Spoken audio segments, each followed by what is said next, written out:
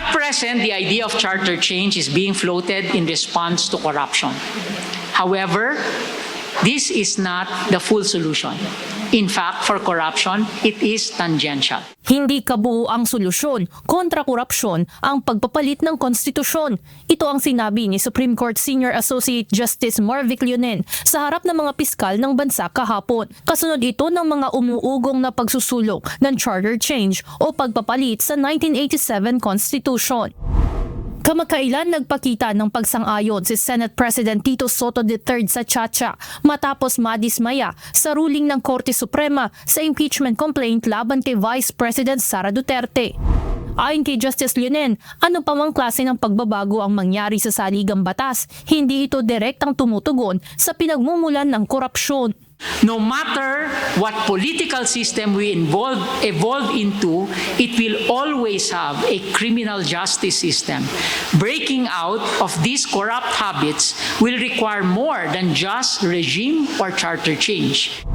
Giit nito ang mas maiging sagot ay ang pagtugon sa malalim ng nakaugat na patronage politics sa bansa, kung saan karaniwan ang ginagawa ng mga halal na opisyal ng gobyerno na mailuklok sa pwesto ang kanilang mga taga-suporta at loyalista.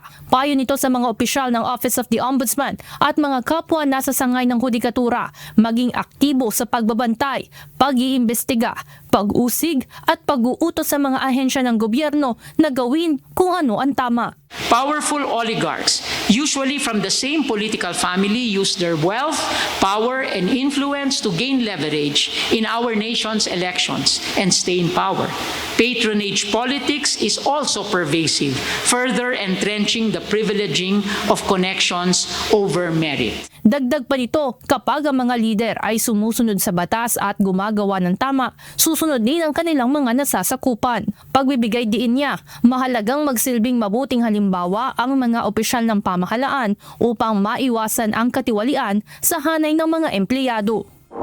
Sang-ayon rin dito si Ombudsman Remulla at plano pang gawing mas proactive ang kanyang ahensya sa pamamagitan ng paglalatag ng mga reforma.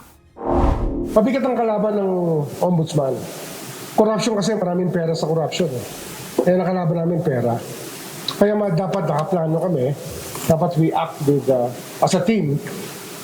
And we're able to not only respond but to take initiatives to the people tungkol sa dapat mangyari sa ating lipunan.